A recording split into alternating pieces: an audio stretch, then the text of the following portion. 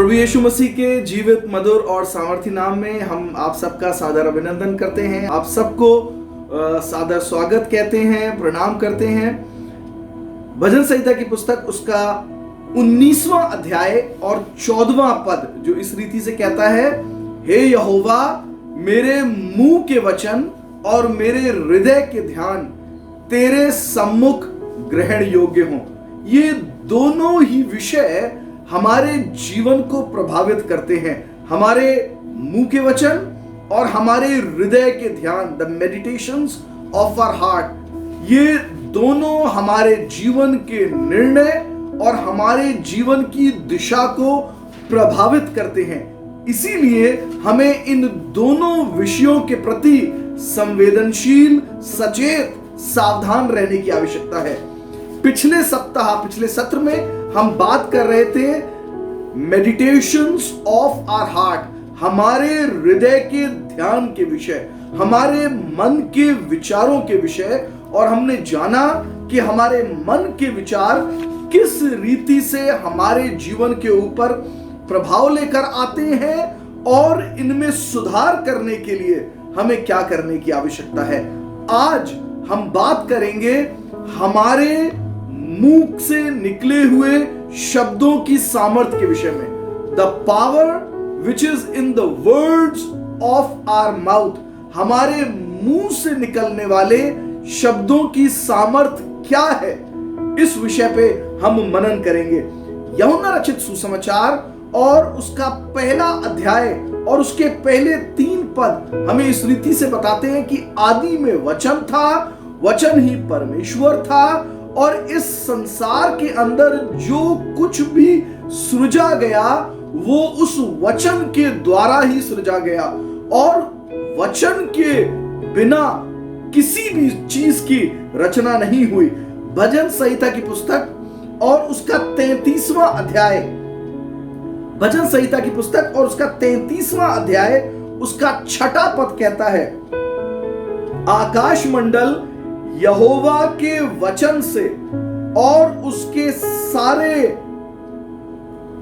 गुण उसके मुंह की श्वास से बने हैं। फिर से पढ़ूंगा, आकाश मंडल यहोवा के वचन से और उसके सारे गण उसके मुंह की श्वास से बने हैं।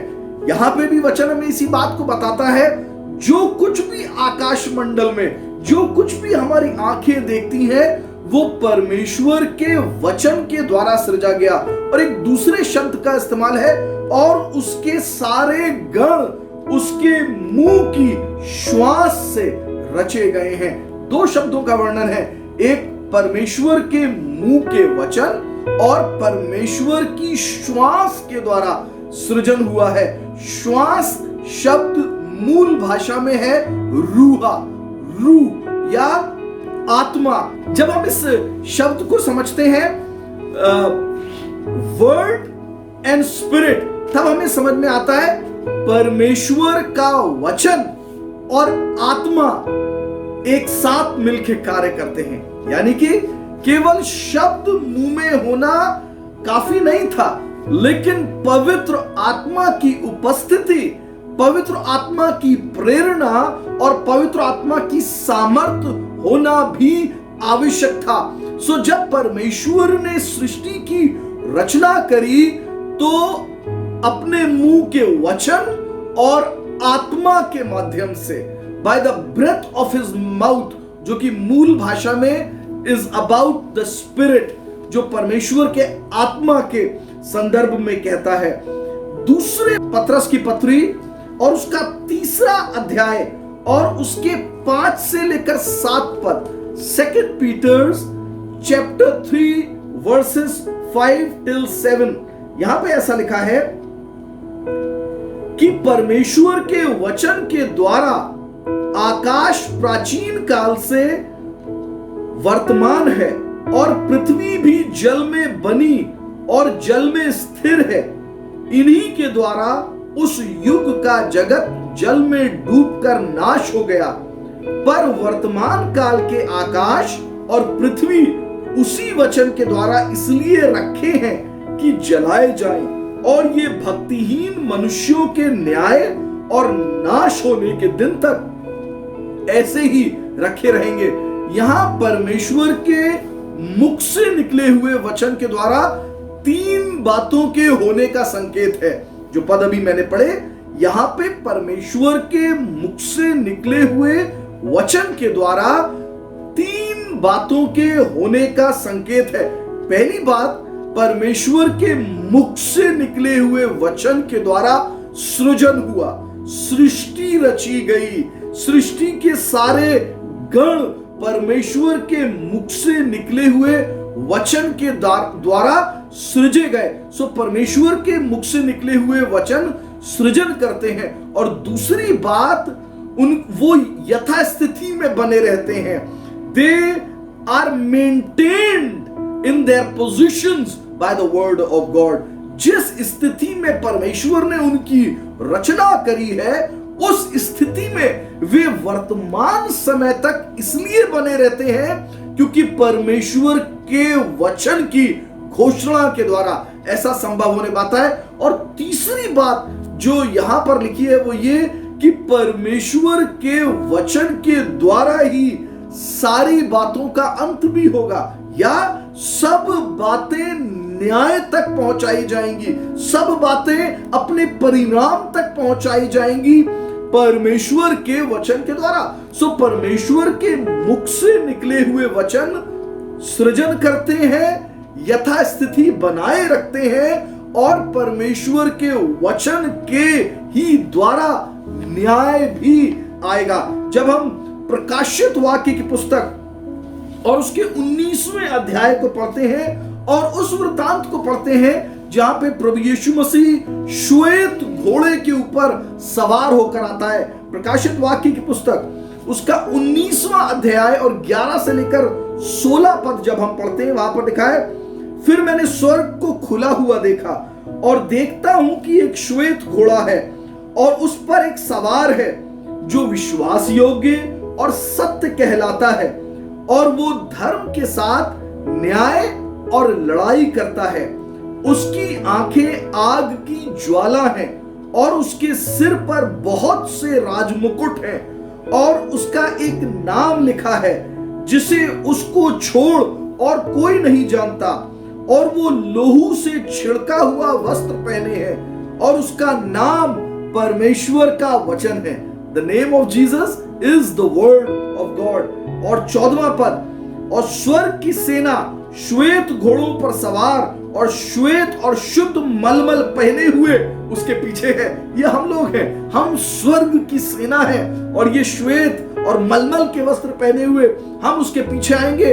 और 15वां पद है जहां पे मैं आपको ले जाना चाहता हूं। 15वां पद कहता है, और जाति जाति को मारने के लिए उसके मुंह से एक चोखी तलवार निकलती है, और वो लोहे का राजदंड लिए हुए उन पर राज्य करेगा, और वो सर्वशक्तिमान परमेश्वर के भयानक प्रकोप की जलजलाहट की मदिरा के कुंड में दाख रौंदेगा।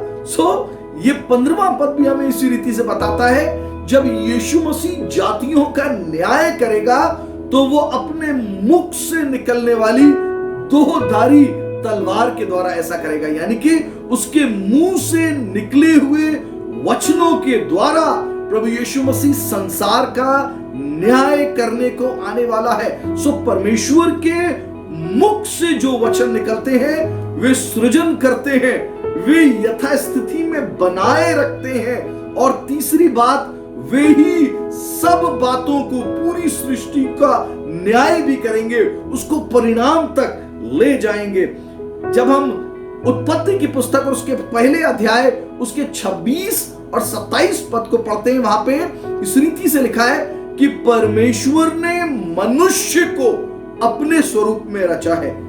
जीव जंतुओं को, आकाश में उड़ने वाले पक्षियों को परमेश्वर ने अपने स्वरूप में नहीं रचा, लेकिन मनुष्य को परमेश्वर ने, मुझको और आपको अपने स्वरूप में रचा है।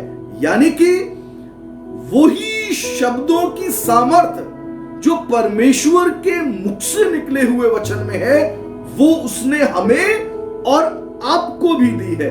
और इसीलिए हमें सचेत होने की आवश्यकता है, हमें संवेदनशील होने की आवश्यकता है हमारे मुंह से निकलने वाले शब्दों के प्रति।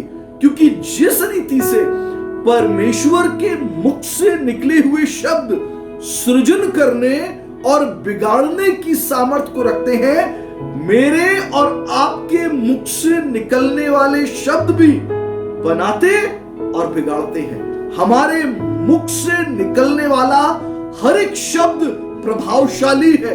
ये हमारी अपनी जीवन की परिस्थितियों में प्रभाव लेकर आता है, यह हमारे परिवार की परिस्थितियों में प्रभाव लेकर आता है। इसीलिए हमारे मुख से निकलने वाले शब्दों के प्रति हमें सतर्क, सचेत, सावधान, संवेदनशील होने की आवश्यकता है। आज की शाम कुछ समय के लिए बात करूंगा हमारे मुख से निकलने वाले शब्दों का प्रभाव क्या होता है और किस रीति से होता है। 9 बातों को मैं कहना चाहूंगा। 9 things about the power of the words of our mouth। हमारे मुख से निकलने वाले शब्दों की सामर्थ्य के विषय 9 बातों को कहना चाहूंगा। सबसे पहली बात, हमारे मुंह के अंगीकार के द्वारा ही हम उद्धार को प्राप्त करते हैं। हमारे मुंह के शब्दों के द्वारा, हमारे बोले जाने के द्वारा, हमारे मुंह के अंगीकार के द्वारा ही हम उद्धार को प्राप्त करते हैं। केवल प्रभु को ईश्वर करके जान लेना काफी नहीं है, केवल परमेश्वर के ऊपर विश्वास कर लेना काफी नहीं है, लेकिन वचन हमें सिखाता है उद्धार के लिए हमें अपने मुंह को खोलकर अंगीकार करना आवश्यक है। रोमियो की पत्री और उसका 10वां अध्याय और उसके 8 से लेकर 10 पद पढ़ूंगा। रोमियो की पत्री उसका 10वां अध्याय और उसके 8वें पद से, परंतु क्या कहती है ये कि तेरा की वचन तेरे निकट है, तेरे मुंह और तेरे मन में है। ये वही विश्वास का वचन है जो हम प्रचार करते हैं कि यदि तू अपने मुंह से यीशु को प्रभु जानकर अंगीकार करे और अपने मन में विश्वास करे कि परमेश्वर ने उसे मरे हुओं में से जिलाया, तो तू निश्चय उद्धार पाएगा। क्योंकि धार्मिकता के लिए मन से विश्वास किया जाता है और उद्धार के लिए मुंह से अंगीकार किया जाता है।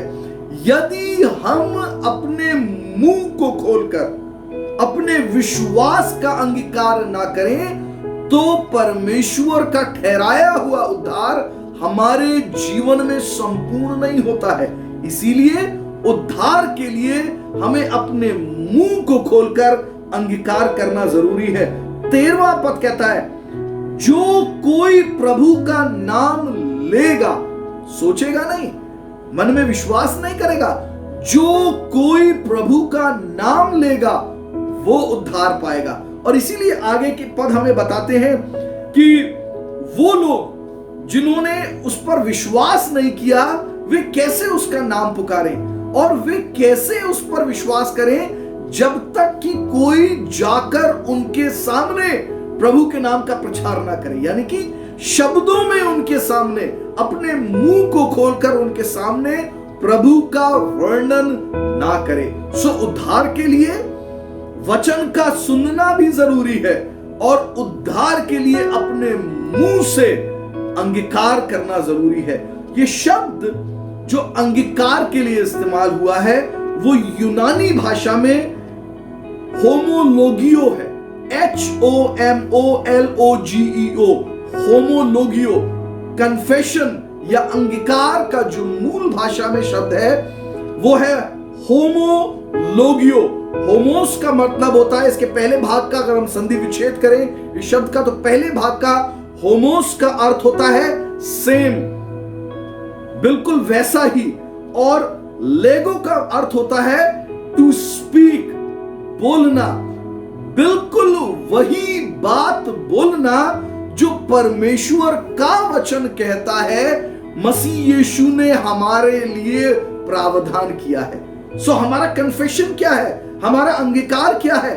यह हमारे मन की कल्पना नहीं है, यह हमारे अपने विचार नहीं है, लेकिन हमारा अंगीकार होमोलोगियो है, यानी कि हम अपने मुख से उन्हीं बातों के लिए हामी भरते, उन्हीं बातों का अंगीकार करते जो परमेश्वर का वचन कहता है कि प्रभु यीशु मसीह ने हमारे लिए किया। सो कन्फेशन, अंगीकार कुछ भी कह देना नहीं है, लेकिन मसीह अंगीकार, Christian confession is to say the same thing as the word of God says that Jesus did for us on the cross. जब हम अपने मुंह से अंगीकार करते, घोषणा करके उन बातों के लिए हामी भरते हैं जो परमेश्वर का वचन कहता है प्रभु यीशु मसीह ने हमारे लिए किया, ये अंगीकार है, ये होमोलोगियो है। और वचन हमसे ऐसा कहता है कि मन में जान लेना काफी नहीं है, लेकिन उद्धार के लिए you have to speak it out of your mouth. आपको अपने मुंह से बोलकर अंगीकार करना जरूरी है। मत्ती रचित सुसमाचार और उसका 10वां अध्याय और उसके 32 और 33 पद, मैथ्यू चैप्टर 10 वर्सेस 32 एंड 33, जो कोई मनुष्यों के सामने मुझे मान लेगा, उसे मैं भी अपने स्वर्गीय पिता के सामने मान लूंगा, पर जो कोई मनुष्यों के सामने मेरा इनकार करेगा, उससे मैं भी अपने स्वर्गीय पिता के सामने इनकार करूंगा। जिस शब्द को मूल भाषा में लिखा गया है वो होमोलोगियो है, जो मनुष्यों के सामने मेरा अंगीकार करेगा, होमोलोगियो करेगा, उसका मैं भी पिता के सामने अंगीकार करूंगा। सो उद्धार के लिए हमें अपने मुंह को खोलना जरूरी है। धार्मिकता के लिए तो मन में विश्वास किया जाता है, लेकिन उद्धार को पूरा करने के लिए शब्दों को मुंह से निकालने की आवश्यकता है। और मैंने बताया ये अंगीकार होमोलोगियो है, to say the same thing as the word of God says that Jesus did for us. हम वही बात अपने मुंह से अंगीकार करके, हामी भर के, आमीन करके कहते हैं जो परमेश्वर का वचन कहता है कि प्रभु यीशु मसीह ने हमारे लिए किया। दूसरा प्रभाव जो हमारे मुंह के शब्दों के द्वारा है वो उद्धार के समानांतर ही है, वो ये कि हमारे मुंह के वचन के द्वारा, हमारे अंगीकार के द्वारा हम परमेश्वर की बहुमूल्य प्रतिज्ञाओं और परमेश्वर की आशीषों की घोषणा करके उन्हें अपने जीवन में प्राप्त करते हैं। हम अपने मुंह के अंगीकार के द्वारा परमेश्वर की बहुमूल्य प्रतिज्ञाओं और आशीषों को अपने जीवन में प्राप्त करने पाते हैं, ग्रहण करने पाते हैं।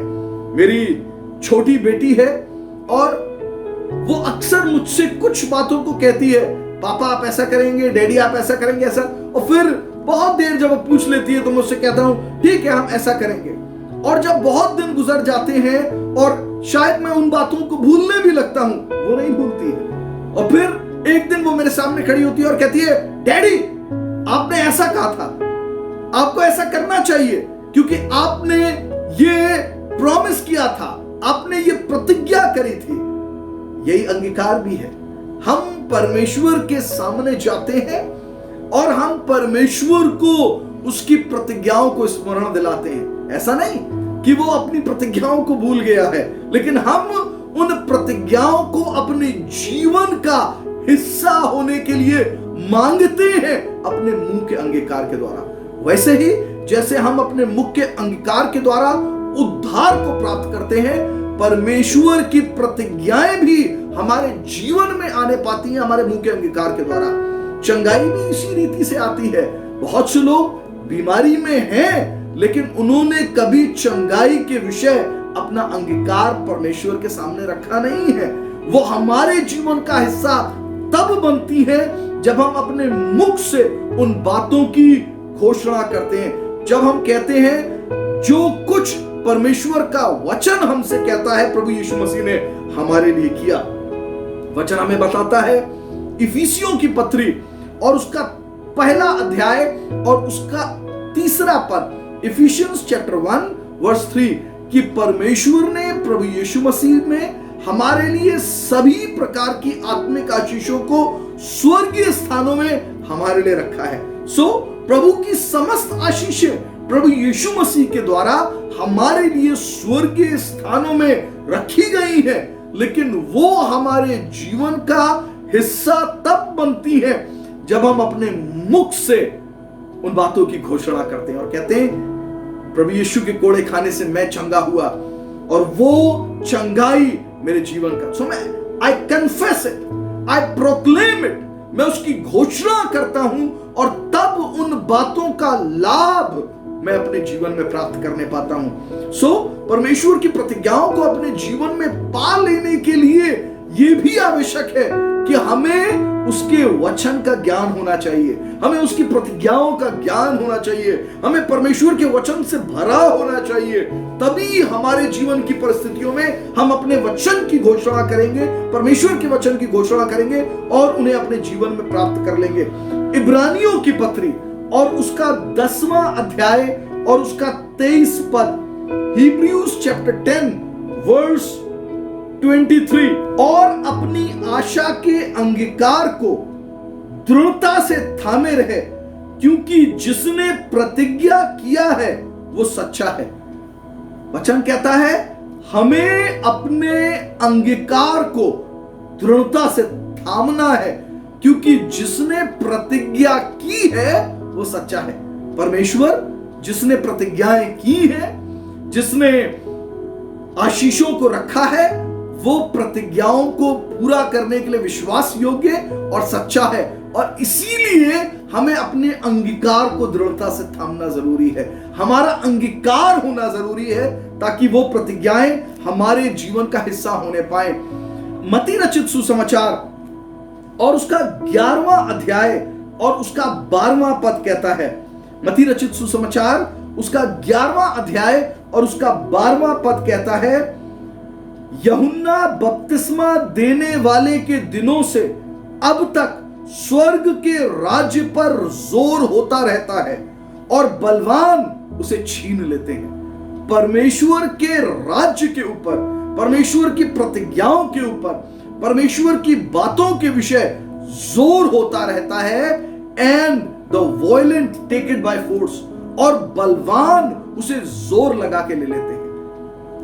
परमेश्वर की सारी प्रतिज्ञाएं शायद हर एक के जीवन का हिस्सा इसलिए नहीं बन पाती क्योंकि उन्होंने उसे अपना अंगीकार नहीं बनाया है, क्योंकि वो उन बातों को जोर लगा के, वो उन बातों को वेग लगा के अपने मुंह का अंगीकार बना के वे उसको प्राप्त नहीं कर रहे हैं। परमेश्वर के राज्य पर जोर होता रहता है और बलवान उसे जोर लगाकर ले लेते हैं, प्राप्त कर लेते हैं। इब्रानियों की पत्री और उसका 3 अध्याय और उसका 1 पद बताता है कि प्रभु यीशु मसीह हमारे अंगीकार का प्रेरित है और वही हमारे अंगीकार का महायाजक भी है।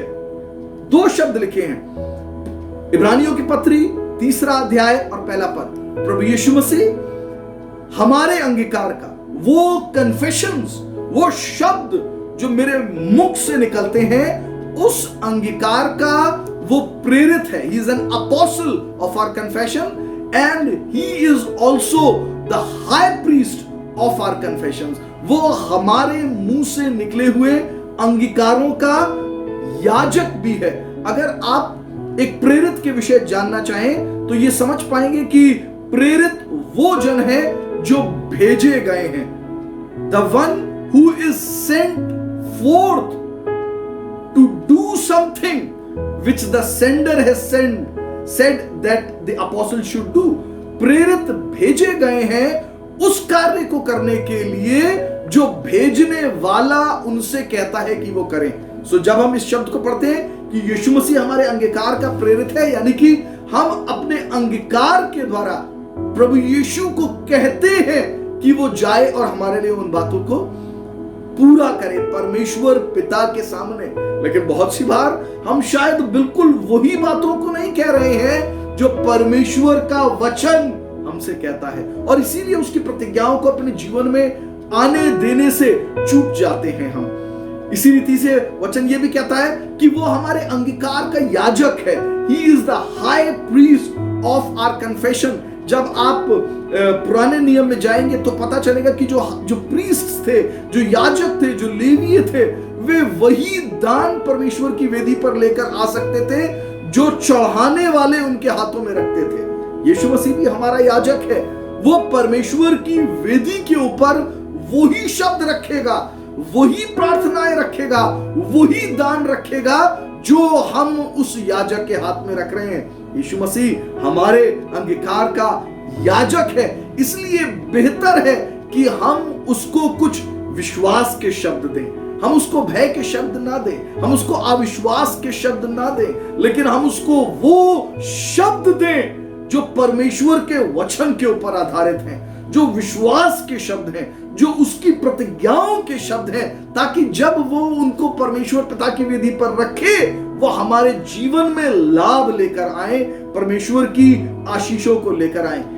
तीसरी बात, हमारी जीभ हमारे पूरे जीवन को नियंत्रित करती है। दो बातें अभी तक मैंने बताई। हम अपने मुंह के अंगीकार के द्वारा उद्धार को प्राप्त करते हैं, हम अपने मुंह के अंगीकार के द्वारा परमेश्वर की प्रतिज्ञाओं को प्राप्त करते हैं। लेकिन तीसरी बात, हमारी जीभ और हमारे मुंह से निकले हुए शब्द हमारे पूरे जीवन को नियंत्रित करते हैं, और ये उद्धार पा लेने के बाद होता रहता है। ये परमेश्वर की बहुत सी प्रतिज्ञाओं को भी पा लेने के बाद होता रहता है। जो शब्द यदा कदा हमारे मुंह से निकलते रहते हैं वे हमारे जीवन को दिशा देते हैं, वे हमारे जीवन को नियंत्रित करते हैं। याकूब की पत्री और उसका 3 अध्याय और 1 पद से लेकर 12 पद तक, जेम्स चैप्टर 3 वर्सेस 1 till 12। हे मेरे भाइयों, तुम में से बहुत उपदेशक ना बने, क्योंकि जानते हो कि हम उपदेशक और भी दोषी ठहरेंगे। बहुत से लोग उपदेशक होने के लिए इसलिए सचेत किए जाते हैं क्योंकि वे ज्यादा दोषी ठहरेंगे, और पिछले अध्ययनों में मैंने बताया था इसलिए क्योंकि जो प्रकाशन, जो ज्ञान उनको दिया गया है उनका न्याय उसके अनुसार किया जाएगा, और इसीलिए वो कहता है बहुत से उपदेशक ना बने। लेकिन आगे कहता है इसलिए कि हम बहुत बार चूक जाते हैं, और जो कोई वचन में नहीं चूकता वही तो सिद्ध मनुष्य है। वचन या अपने मुंह के शब्दों में नहीं चूकता, और सारी देह पर भी लगाम लगा सकता है। यदि हम अपने मुंह के शब्दों का चयन सही तरीके से करते हैं तब हम अपनी सारी देह पर लगाम लगा सकते हैं और हम सिद्ध मनुष्य कहलाते हैं। वो व्यक्ति जो सब काम सही करता है वो सिद्ध नहीं है, लेकिन यहां पे कह रहा है जो अपने मुंह पर लगाम लगा सकता है, जो सही शब्दों का चयन करता है वो व्यक्ति सिद्ध है। जब हम अपने वश में करने के लिए घोड़ों के मुंह में लगाम लगाते हैं तो हम उसकी सारी देह को भी फेर सकते हैं। देखो, जहाज भी यद्यपि ऐसे बड़े होते हैं और प्रचंड वायु से चलाए जाते हैं तो भी एक छोटी सी पतवार के द्वारा मांझी की इच्छा के अनुसार घुमाए जाते हैं, और वैसे ही जीभ भी एक छोटा सा अंग है और बड़ी बड़ी डींग मारती है। देखो, थोड़ी सी आग कितने बड़े वन में आग लगाती है। जीभ भी एक आग है। जीभ हमारे अंगों में अधर्म का एक लोक है और सारी देह पर कलंक लगाती है और भवचक्र में आग लगा देती है और नरक कुंड की आग में जलती रहती है। क्योंकि हर प्रकार के वन, पशु, पक्षी और रेंगने वाले जंतु और जलचर तो मनुष्य जाति के वश में हो सकते हैं और हो भी गए हैं, पर जीव को मनुष्यों में से कोई वश में नहीं कर सकता। वो एक ऐसी बला है जो कभी रुकती नहीं, वो प्राण नाशक विष से भरी हुई है। इसी से हम प्रभु को पिता कहते, उसकी स्तुति करते और इसी से मनुष्यों को जो परमेश्वर के स्वरूप में उत्पन्न हुए हैं श्राप भी देते हैं। एक ही मुंह से धन्यवाद और श्राप दोनों निकलते हैं। हे मेरे भाइयों, ऐसा नहीं होना चाहिए। क्या सोते के एक ही मुंह से मीठा और खारा जल दोनों निकलते हैं? हे मेरे भाइयों, क्या अंजीर के पेड़ से जैतून या दाख की लता में अंजीर लग सकते हैं? वैसे ही खारे सोते से मीठा पानी नहीं निकल सकता। यहां पे कुछ एक बातें लिखी हुई हैं। मैंने बताया सब लोगों को उपदेशक होने की आवश्यकता नहीं है, क्योंकि उपदेशक भी बहुत सी बार चूक जाते हैं और चूक करने के कारण अपने शब्दों में वे परमेश्वर के न्याय के दंड के अधिकारी भी हो सकते हैं। लेकिन वचन हमें एक विशेष बात को यहां पर बताता है। वो बताता है जैसे कि घोड़े के पूरे शरीर को हम काबू में कर सकते हैं उसके मुंह और उसकी नाक में लगाम लगाने के द्वारा, जैसे एक बड़े पानी के जहाज को वश में किया जा सकता है, नियंत्रित किया जा सकता है, दिशा दी जा सकती है एक छोटी सी पतवार के द्वारा, उसी रीति से हमारी जीभ और हमारे मुंह से निकले हुए शब्द भी हमारे जीवन को नियंत्रित करते हैं। वे हमारे जीवन को दिशा देते हैं। बहुत सी बार हमें लगता है जो शब्द हम बोल रहे हैं शायद वो बस अनायास ही हमने बोल दिए, उनका कुछ प्रभाव नहीं होगा, लेकिन कितनी ही बार अनजाने में बोले गए वो शब्द, आवेश में आकर बोले गए वो शब्द हमारे जीवन को नियंत्रित करते हैं। मैं एक बुजुर्ग जन को जानता रहा जो इस रीति से अपने बेटे के लिए कहते थे, ये लड़का मेरा बुढ़ापा बर्बाद करेगा। ये मेरा लड़का, जब वो छोटा ही था तब से कहते थे उसके लिए, ये बेटा मेरा बुढ़ापा बर्बाद करेगा। शायद वो लड़का अपने बचपन में पढ़ाई में अच्छा ना रहा हो, शायद बहुत सी बातें उसके जीवन में उसके पिता की इच्छा के अनुसार ना भी रही हो, लेकिन उसके पिता के ऐसा बोलने के कारण उनके बूढ़ा होते होते लगभग वही सब हुआ जो वो अपने मुख से बोलते रहे। उनके बेटे ने उनका बुढ़ापा बर्बाद कर दिया।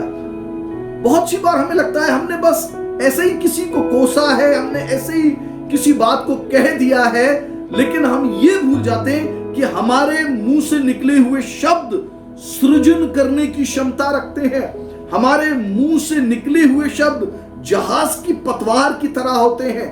वे हमारे जीवन को दिशा देते हैं, वे हमारे जीवन को नियंत्रण में लेते हैं। लेकिन यदि हमारे शब्द काबू से बाहर हैं तो हमारे जीवन अनियंत्रित हो सकते हैं, हमारे जीवन के अंदर उनके दुष्प्रभाव भी आ सकते हैं। और ऐसा लिखा है, छोटी सी जीभ नरक कुंड में भी जलाने के लिए लोगों को तैयार करती है। कितनी बार लोगों ने सोचा भी नहीं क्या बोल रहे थे।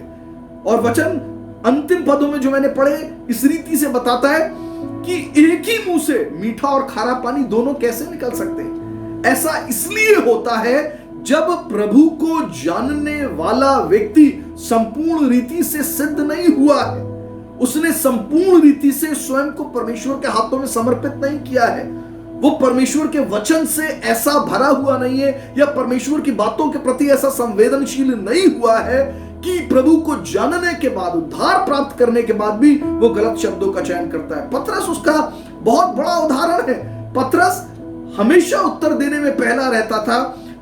पतरस को प्रभु यीशु मसीह प्रेम भी करते हैं, लेकिन ऐसे पल आए जब प्रभु यीशु मसीह को कहना पड़ा, शैतान मुझसे दूर हो जा, मुझे तुझसे क्या काम। ये वही पतरस है जो एक दिन कह रहा था, प्रभु यीशु मसीह चाहे तुझे सब छोड़कर चले जाए लेकिन मैं तुझे नहीं छोड़ूंगा। और यीशु मसीह को उससे कहना पड़ा, जब तक मुर्ग 3 बार बांग नहीं देगा तू मेरा इनकार करेगा। कितनी बार हमें मालूम नहीं है, हम आवेश में आके, भावनाओं में आके ऐसे शब्दों को कह देते हैं जो प्रभु की इच्छा के अनुसार नहीं है, जो परमेश्वर के वचन के, परमेश्वर के तरीके के अनुसार नहीं है। और इसीलिए हमें अपने शब्दों के प्रति सचेत होने की आवश्यकता है, क्योंकि हमारी जीभ हमारे जीवन को नियंत्रित करती है, हमारे जीवन को दिशा देती है। याकूब की पत्री और उसका पहला अध्याय और उसका 19वां पद कहता है, इसलिए हर एक मनुष्य सुनने के लिए तत्पर और बोलने में धीरा हो। हम में से हर एक को सुनने के लिए तैयार होना है, तत्पर होना है, लेकिन बोलने के लिए धीरा होना है। कितनी बार लोग बोलना पहले चाहते हैं, एक सभा में बात हो रही है, लेकिन कुछ लोग इतने आतुर होते हैं कि बस मुझे बोलने को मिल जाए, बस मैं कुछ कह दूं, ना जाने क्यों। लेकिन वचन हमसे कहता है हमें सुनने में तत्पर लेकिन बोलने में धीमा होने की आवश्यकता है। नीति वचन की पुस्तक और उसका 18वां अध्याय और उसका 21वां पद, ये बड़ा परिचित पद है। नीति वचन की पुस्तक उसका 18वां अध्याय और उसका 21वां पद कहता है, जीभ के वश में मृत्यु और जीवन दोनों होते हैं, और जो उसे काम में लाना जानता है वो उसका फल भोगेगा। इस जीभ के वश में, हमारे शब्दों के वश में जीवन भी है और मृत्यु भी है। और वो जो इस अपने शब्दों के प्रति संवेदनशील होते हैं, सतर्क होते हैं, क्या बोलना है, कब बोलना है, कैसे बोलना है, वे उसके फल को भोगने पाते हैं। यानी कि हमारा अंगीकार आधारित होना चाहिए परमेश्वर के वचन के ऊपर। और इस शब्द को कभी ना भूलें, होमोलोगियो, जो मैंने बताया, it is the confession of our mouth. We confess what the word of God says that Jesus has done for us. So जब हम अपनी जीभ के द्वारा अच्छे अंगीकार को रखते हैं परमेश्वर के सामने, प्रभु यीशु के हाथों में, तब हम उसके अच्छे फल को भी भोगते हैं। नीति वचन की पुस्तक उसका 21वां अध्याय और उसका 23 पद कहता है, जो अपने मुंह को वश में रखता है वो अपने प्राण को विपत्तियों से बचाता है। जो अपने मुंह को वश में रखता है वो अपने प्राण को विपत्तियों से बचाता है। मैं एक बुजुर्ग महिला को जानता हूं जो परमेश्वर की सेवा करने वाली है, और इनके द्वारा ही मुझे निमंत्रण हुआ और मैं गोवा में जाके कुछ सभाओं में प्रचार कर रहा था और इन्हीं के घर में ठहरा हुआ था। लेकिन उनकी शब्दावली में, प्रभु की सेविका है, उनकी शब्दावली में कुछ शब्द ऐसे हैं जो मुझे लगा ये इनके जीवन में दुष्प्रभाव लेकर आ रहे हैं। उनके अपने शरीर में कुछ कमजोरियां थी, कुछ बीमारियां थी, और जब मैं उनसे 2 दिन बात करता रहा तब मैंने एक शब्द को उन्हें बार बार कहते सुना, गॉड शुड पनिश मी। अगर उनसे कुछ थोड़ी सी भी गलती हो गई, जैसे चाय गिर गई, God should punish me, God should punish me. वो इस तरीके से शब्द को इतनी बार कह चुकी थी, परमेश्वर मुझे सजा दे, परमेश्वर मुझे सजा दे, कि उसके दुष्प्रभाव उनके जीवन में नजर आ रहे थे। और फिर जब मैं इस शब्द को बहुत बार सुन चुका, तब मैंने उन्हें खाने की मेज पर रोका और मैंने उन्हें बताया कि आपको मालूम है कि हमारी जीभ के वश में मृत्यु और जीवन दोनों है।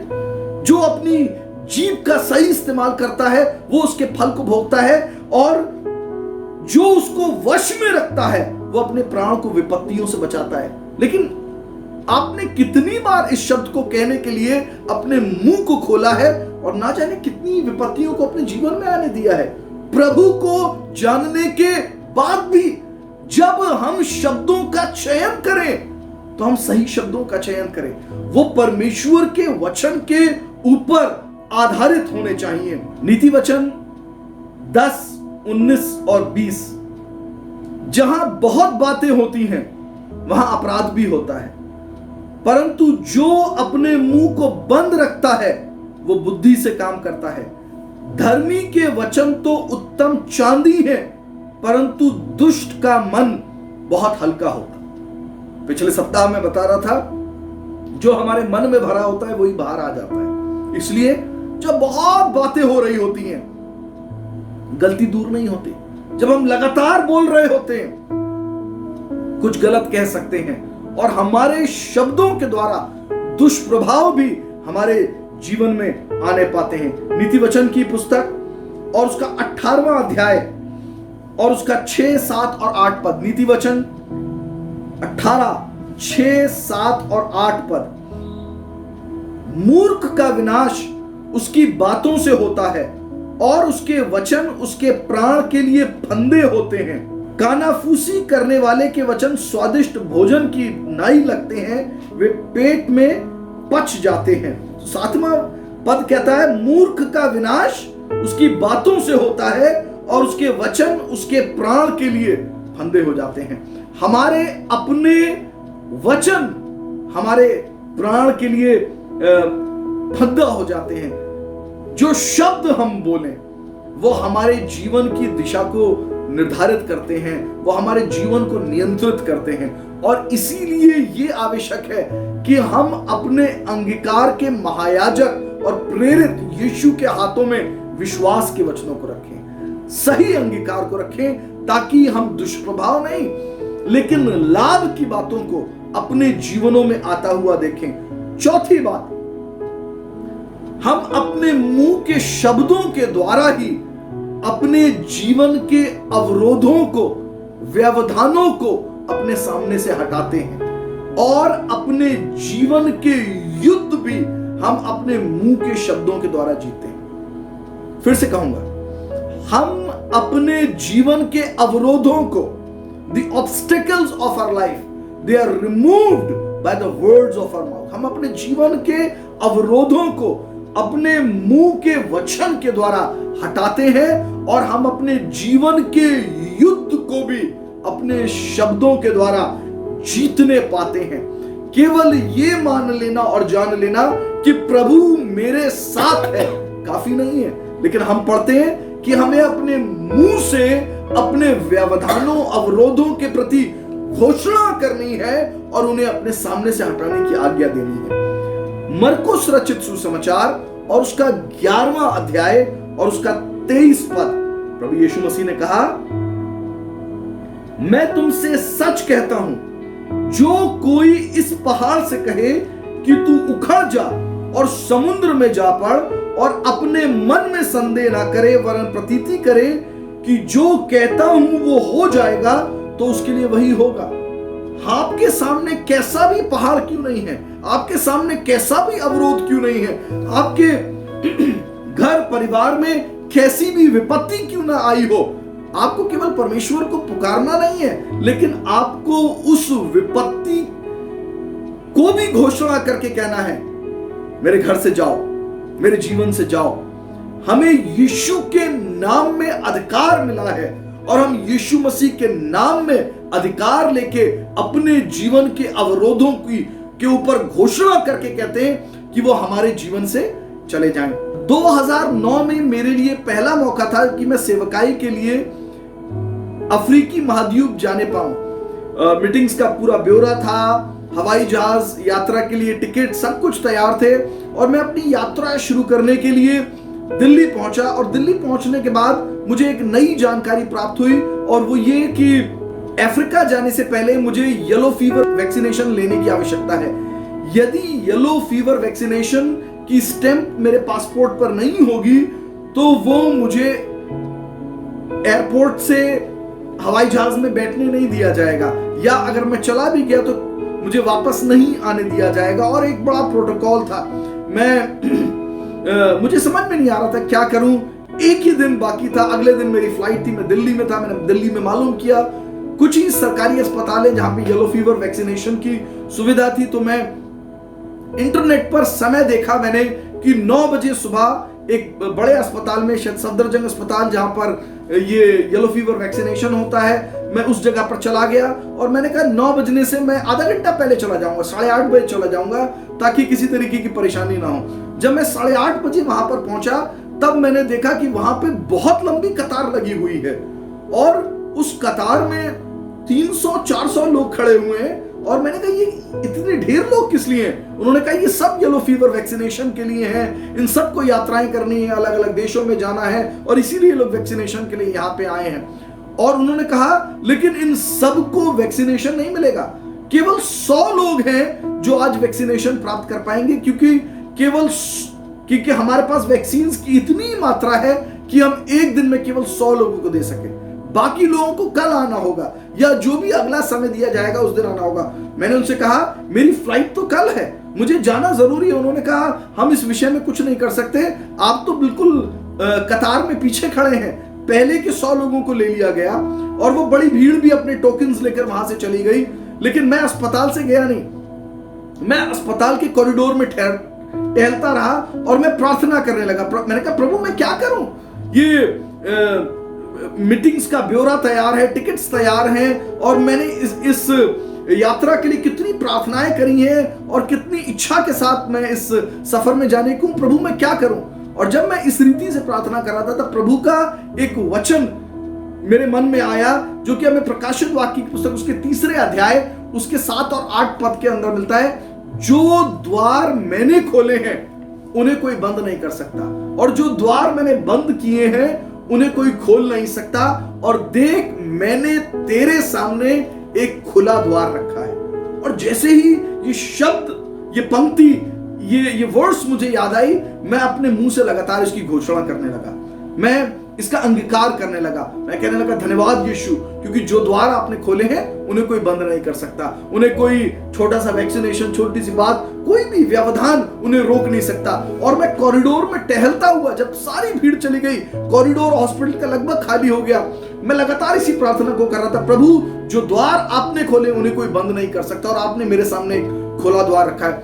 जब मैं इस शब्द की घोषणा करके कॉरिडोर के अंदर टहल ही रहा था, उसी समय एक नर्स वैक्सीनेशन वाले कमरे से बाहर निकल कर आई और उन्होंने पूछा आज एक वैक्सीन की वाइल एक्स्ट्रा है, क्या कोई है अभी भी जो येलो फीवर वैक्सीनेशन लेना चाहता हो?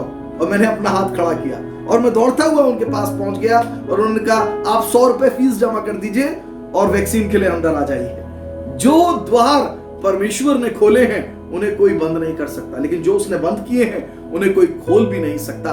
परमेश्वर ने हमें हमारे जीव में, हमारे शब्दों में सामर्थ्य दी है। हमें अपने सामने अपने जीवन के अवरोधों को अपने मुंह से घोषणा करके हटा देने की आवश्यकता है। जब हम पहाड़ से कहते हैं यहां से उखड़ के समुद्र में जा गिर, यीशु मसीह ने कहा ऐसा हो जाएगा।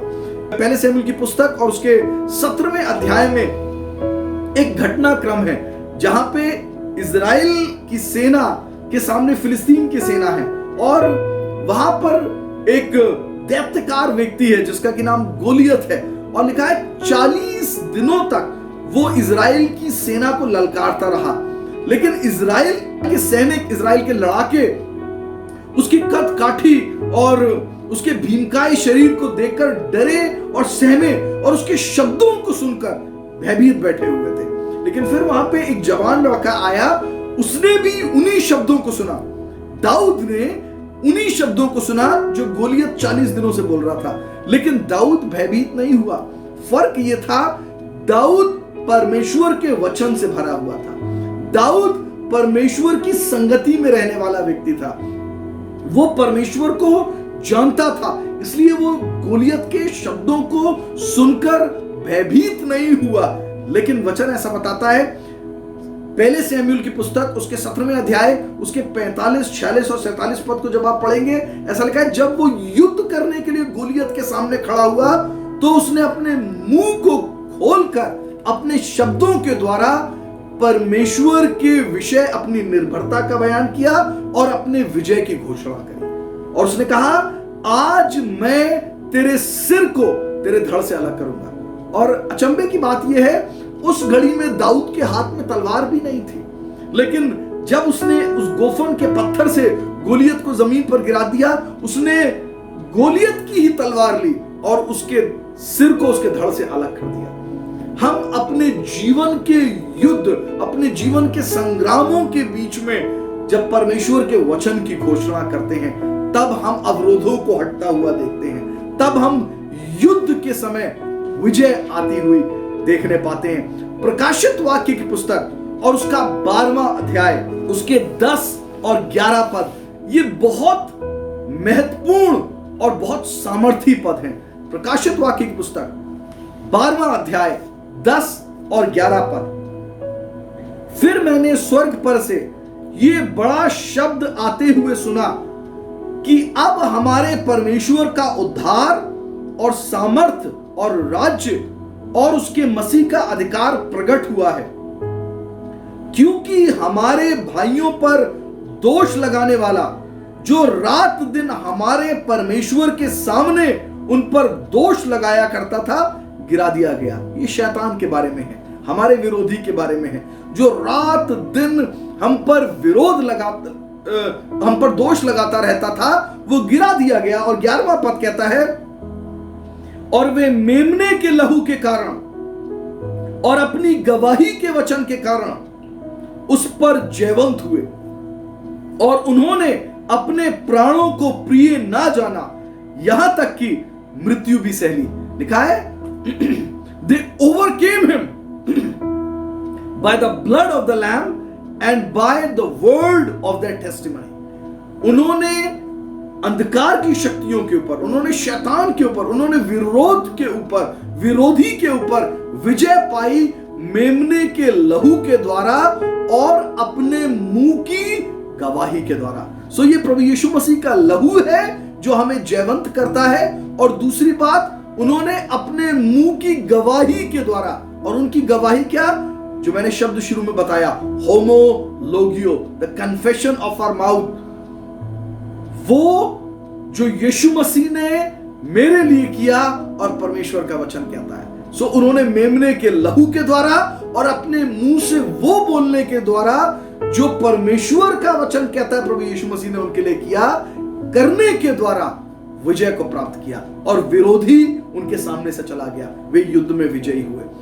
By the blood of the lamb and bye the word of the testimony. हम अपने जीवन के संग्रामों के बीच में विजय प्राप्त करते हैं अपने मुंह के शब्दों के द्वारा, मसीह के लहू के द्वारा और अपने मुख की गवाही के द्वारा।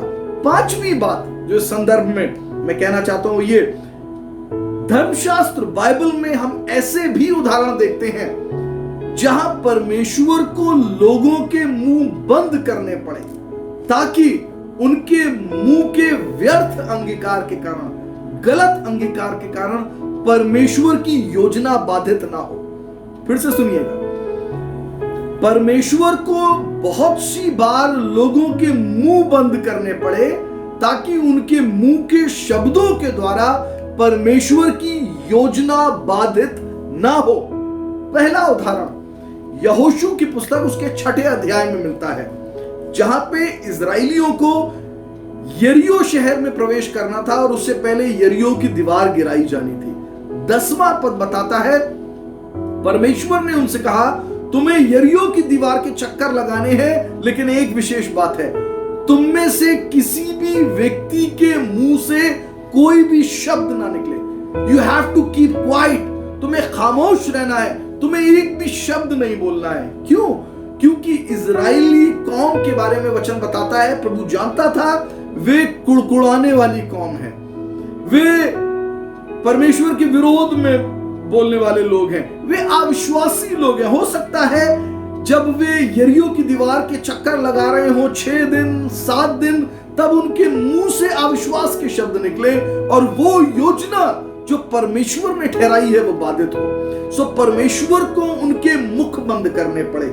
इसी रीति से हम देखते हैं लूका रचित सुसमाचार उसके पहले अध्याय और 18 से लेकर 20 पद तक, जकरिया नबी के पास जिब्राइल स्वर्गदूत आया। उसने कहा कि तेरी बीवी एलिशबा से तुझे एक पुत्र उत्पन्न होगा, और ऐसा लिखा है क्योंकि जकरिया ने अविश्वास किया, इसलिए स्वर्गदूत ने कहा क्योंकि तूने परमेश्वर के वचन पे अविश्वास किया है, इसलिए अब तू बोल नहीं पाएगा।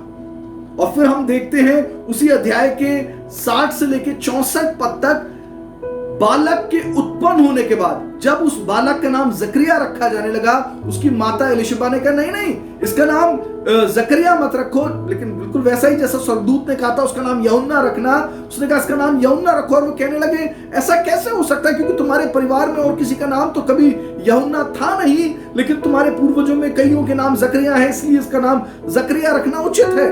तब यूहन्ना ने एक पट्टिका मंगाई और उस पर हाथ से उसका नाम लिखा यूहन्ना, और जब उसने ऐसा किया उसी क्षण उसकी जुबान खुल गई, उसकी जीभ खुल गई और वो दोबारा बोलने लगा। कितनी बार संदेह करने के कारण, संदेह के शब्दों को बोलने के कारण, अपशब्द बोलने के कारण, कुड़कुड़ाने के कारण हम परमेश्वर की योजना को बाधित कर देते हैं।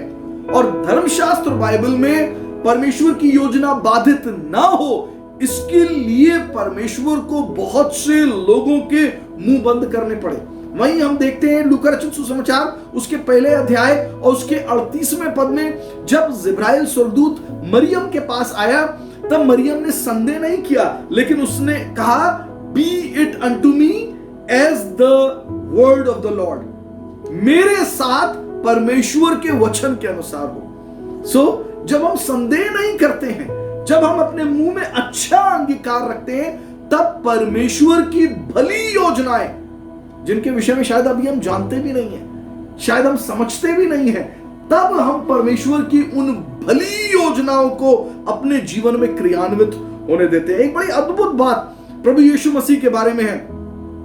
जब यीशु मसीह पकड़वाया गया और वो न्यायाधीशों के सामने अदालतों में प्रस्तुत किया गया, और हम देखते हैं जब वो महायाजक के सामने है, मत्ती रचित सुसमाचार उसके 26वें अध्याय उसके 62 पद से लेकर 66 पद तक लिखा है, उससे बहुत से प्रश्न पूछे गए, लेकिन वो खामोश था। उसने कोई जवाब नहीं दिया, उसने कोई उत्तर नहीं दिया। प्रेरितों के कार्य की पुस्तक उसका 8वां अध्याय उसका 32वां पद बताता है, जैसे भेड़ ऊन कतरने वालों के सामने खामोश रहती है, वैसे ही यीशु भी खामोश था। वो चाहता तो उत्तर दे सकता था, अदालत से बच सकता था, वो सजा से बच सकता था, वो क्रूस से बच सकता था, लेकिन वो इसलिए चुप था ताकि जो योजना परमेश्वर पिता ने ठहराई है वो पूरी हो। इसी रीति से हम देखते हैं मत्ती रचित सुसमाचार उसके 27वें अध्याय में और उसके 11 से लेकर 14 पद तक, जब वो पैंतुस पिलातुस के सामने है, वहां पर भी उससे प्रश्न पूछे गए, लेकिन उसने कोई उत्तर नहीं दिया। हाँ, जब उसे कहा गया क्या तू परमेश्वर का पुत्र है, तब उसने बोला तू कहता है। सो यीशु ने केवल उतना ही बोला जो उसको सजा का अधिकारी ठहराता। सो हम जब अपने मुंह को खोलते हैं, हम ये निर्धारित करते हैं क्या हम परमेश्वर की योजना को क्रियान्वित होने दे रहे हैं या हम उसमें बाधा उत्पन्न कर रहे हैं। हमारे शब्दों के चयन के प्रति हमें सतर्क और संवेदनशील होने की आवश्यकता है। Our words can interrupt the plan of God। और इसीलिए यीशु मसीह खामोश था, जैसे भेड़ अपने ऊन कतरने वालों के सामने खामोश होती है। ज़करिया was made dumb, और इजराइल के लोगों को खामोश रहने के लिए कहा गया जब वो यरीहो की दीवार के चक्कर लगा रहे थे। छठी बात जो हमारे मुंह के शब्दों की सामर्थ्य के विषय में कहना चाहता हूं वो ये, शैतान हमारे मन में विचार दे तो सकता है, लेकिन वो हमारे मन के विचारों को पढ़ नहीं सकता, लेकिन हमारे मुंह से निकले हुए शब्दों के द्वारा ही वो हमारे विचारों को जान पाता है। आपके मन में क्या चल रहा है, वहां पे भय है या विश्वास है, ये शैतान नहीं पढ़ सकता, क्योंकि वो आपके विचार नहीं पढ़ सकता। लेकिन जो शब्द हमारे मुंह से निकलते हैं वो प्रकाशित करते हैं, वो उसको बता देते हैं कि हमारे मन में क्या चल रहा है। उदाहरण के तौर पर बताना चाहूंगा, शैतान जानता था मसीह के जन्म होने के विषय में, लेकिन उसको ये नहीं मालूम था कब होगा, कहां होगा। उसको मालूम था मसीह का जन्म हुआ है, लेकिन वो कौन है, कहां है, वो नहीं जानता था। इसीलिए राजा हेरोदेस के द्वारा यह आज्ञा निकलवाई गई कि 2 साल की उम्र तक के सारे बच्चों को कत्ल कर दिया जाए। But he could not pin point the child Jesus. वो उस यीशु को, उस बालक को नहीं ढूंढ पाया जो मसीह के रूप में संसार के अंदर आया था, और ये उस दिन तक नहीं हो पाया जब तक यीशु मसीह यूहन्ना बपतिस्मा दाता के पास बपतिस्मा लेने नहीं आया और आकाश से ध्वनि हुई, आकाश से घोषणा हुई, ये मेरा प्रिय पुत्र है और मैं इससे अति प्रसन्न हूं। और इस घोषणा के बाद ही शैतान, इन शब्दों को सुनने के बाद ही शैतान को पता चला ओ ये मसीह है, और फिर वो उसकी परीक्षा लेने के लिए उसके पीछे पीछे गया और फिर वो उसके जीवन में लगातार परीक्षाएं लाने के लिए, प्रश्नों को लाने के लिए, व्यवधान उत्पन्न करने के लिए उसके आसपास था। हमारे मन में क्या चल रहा है, हमारे जीवन में क्या चल रहा है, हम अपने शब्दों के द्वारा शैतान को बता देते हैं। और इसीलिए यह कहना जरूरी है कि हमें अपने शब्दों के द्वारा शैतान के सामने अपने भय नहीं रखने हैं, लेकिन अपने विश्वास की घोषणा करनी है। एक उदाहरण देना चाहता हूं, अय्यूब की पुस्तक और उसका 3रा अध्याय और उसका 25वां पद। यहां पे अय्यूब अपने विषय में कह रहा है, उसके बाद जब उसके बेटा बेटी मारे गए और वो स्वयं भी एक बीमारी से ग्रसित है। 25वें पद में कहता है, क्योंकि जिस डरावनी बात से मैं डरता हूं वही मुझ पर आ पड़ी है, और जिस बात से मैं भय खाता हूं वही मुझ पर आ जाती है। अय्यूब ने कहा, जिस बात से मैं डरता था वही मेरे साथ हो गया। हो सकता है आपके मन में शंकाएं हो सकता है आपके मन में भविष्य के प्रति कुछ प्रश्न हो, कुछ डर हो, कुछ बातें हो, लेकिन आपको उन भय को, उन आशंकाओं को अपने शब्दों में व्यक्त नहीं करना है, क्योंकि जब आप उन्हें अपने शब्दों में व्यक्त करेंगे तो आप शैतान को अवसर देंगे उस रीति से आपके जीवन में कार्य करने के लिए, उन क्षेत्रों में आपके जीवन में कार्य करने के लिए। अय्यूब ने कहा, जिस बात से मैं डरता था वही बातें मुझ पर आ पड़ी। वो क्या बात है जिससे अय्यूब डरता था?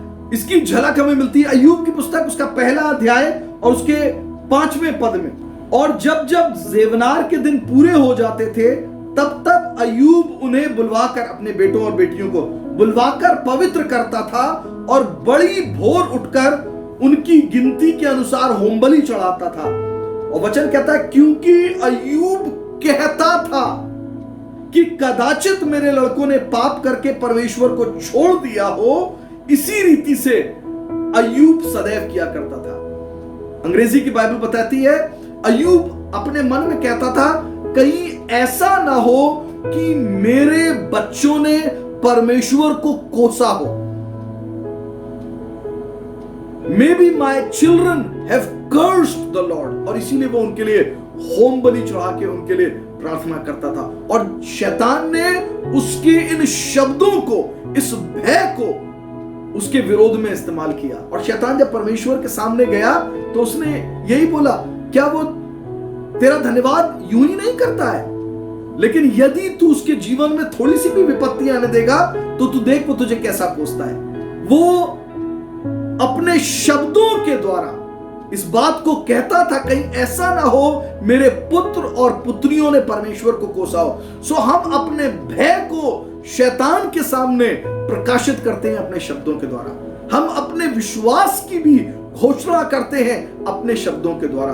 हमें बहुत संवेदनशील होने की आवश्यकता है कि हम क्या शब्द बोल रहे हैं, because even the devil makes use of our words. शैतान भी हमारे शब्दों को हमारे विरोध में इस्तेमाल कर सकता है। आपके हृदय में क्या चल रहा है मत बोलिए। Do not vocalise your fears but vocalise your faith. अपने भय को प्रदर्शित मत करिए, लेकिन अपने विश्वास की घोषणा करिए। पौलुस कहता है, I can do all things through Christ who strengthens मी।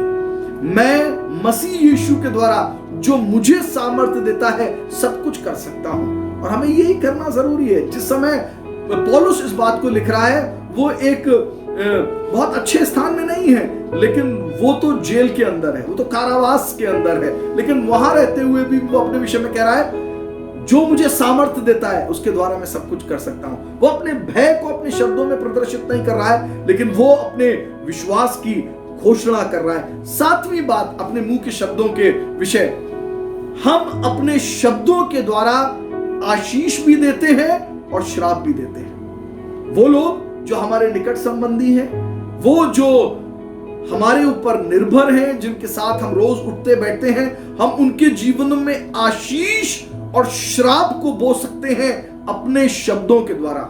इसीलिए हमें संवेदनशील होने की आवश्यकता है। मरकुस रचित सुसमाचार और उसका 11वां अध्याय उसका 14वां पद बताता है, प्रभु यीशु मसीह ने अंजीर के वृक्ष को श्राप दिया और वो सूख गया, और फिर उसने अपने चेलों से कहा, तुम्हारे शब्दों में भी यही सामर्थ्य है।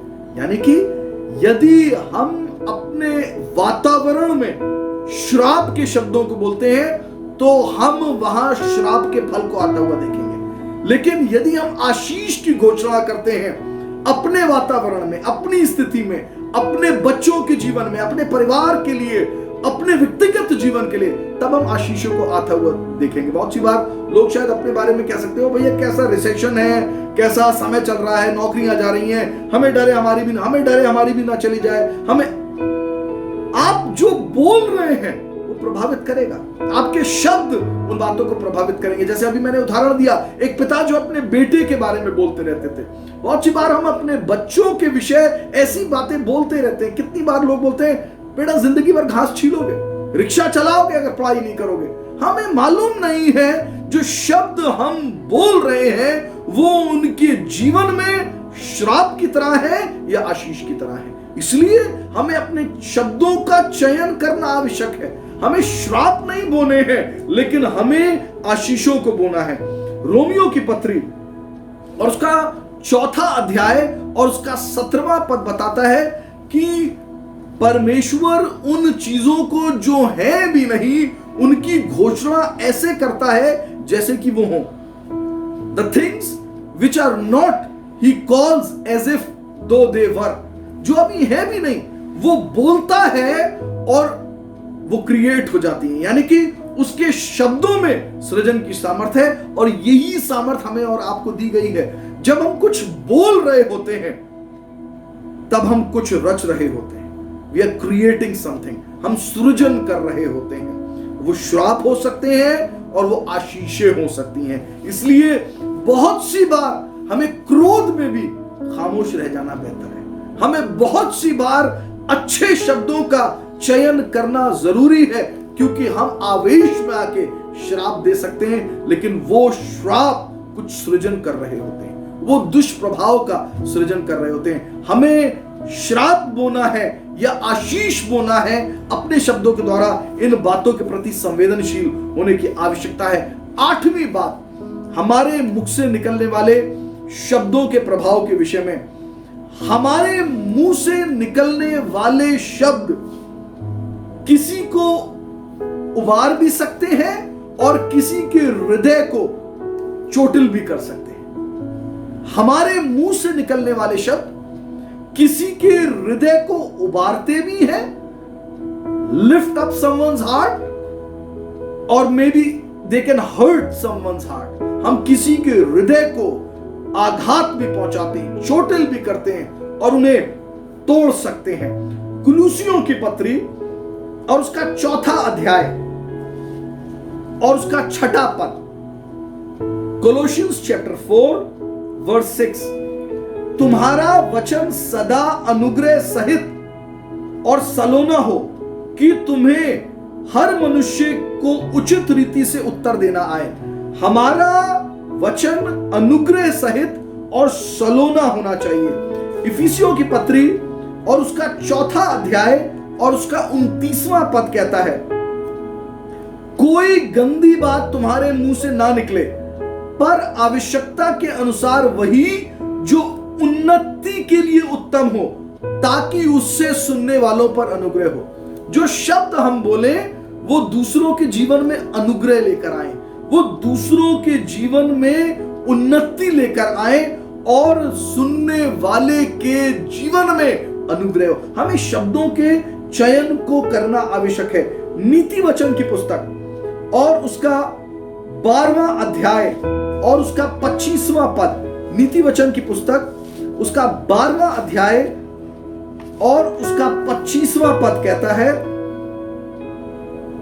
उदास मन दब जाता है परंतु भली बात से वो आनंदित होता है। अगर कोई व्यक्ति बहुत उदास बैठा है तो आप जाकर उससे उदासी की बातें नहीं करेंगे, लेकिन भली बातें, उबारने वाली, सांत्वना देने वाली बातों के द्वारा वो आनंदित किया जाता है।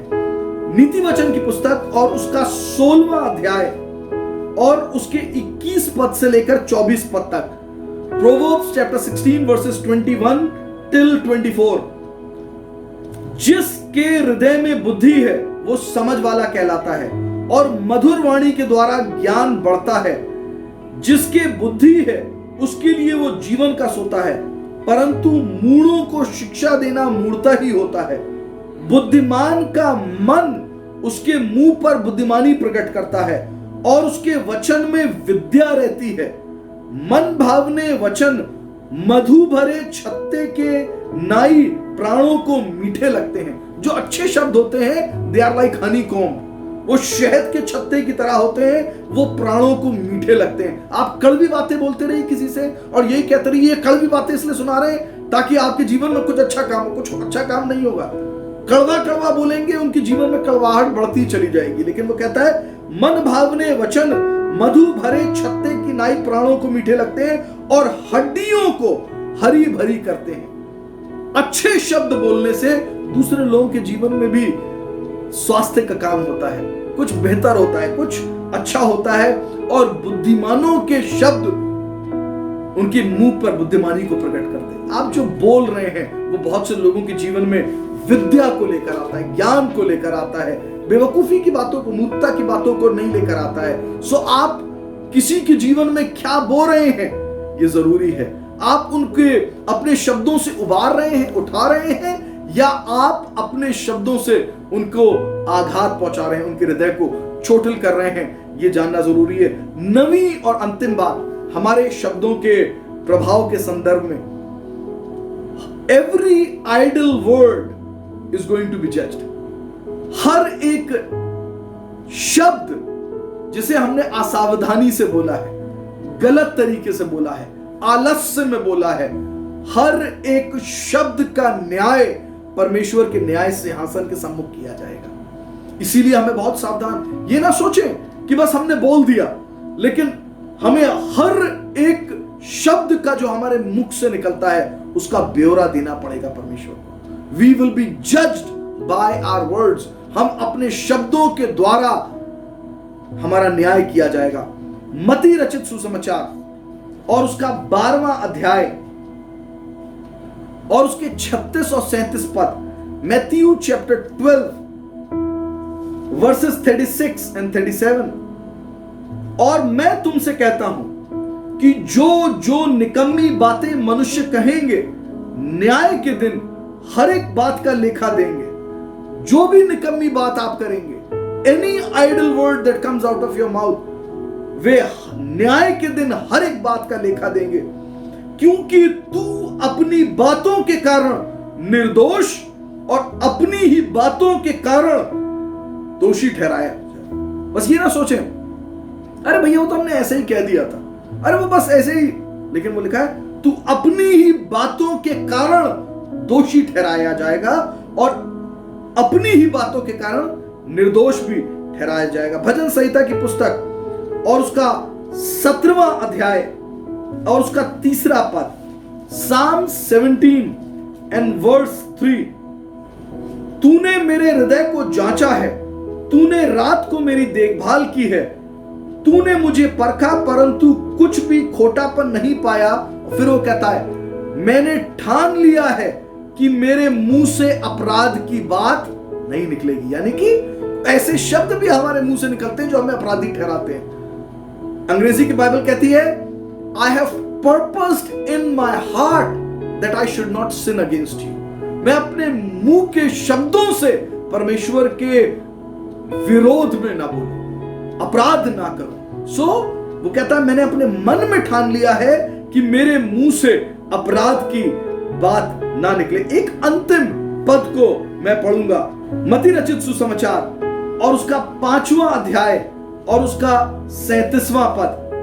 मत्ती रचित सुसमाचार उसका 5वां अध्याय और उसका 37वां पद, परंतु तुम्हारी बात हां की हां या नहीं की नहीं हो, क्योंकि जो कुछ इससे अधिक होता है वो बुराई से होता है। हमारा न्याय हमारे शब्दों के आधार पर किया जाएगा। कितनी बार लोग एक गवाही दे रहे होते हैं और उसमें अतिशयोक्ति होती है, यानी कि जितना हुआ है उससे थोड़ा बढ़ाकर बता रहे होते हैं ताकि उनकी बात प्रभावी हो। लेकिन एक दिन हमारे शब्दों के कारण हमारा न्याय किया जाएगा। हमें संवेदनशील होने की आवश्यकता है और हमारी हां हां होनी चाहिए और हमारी ना।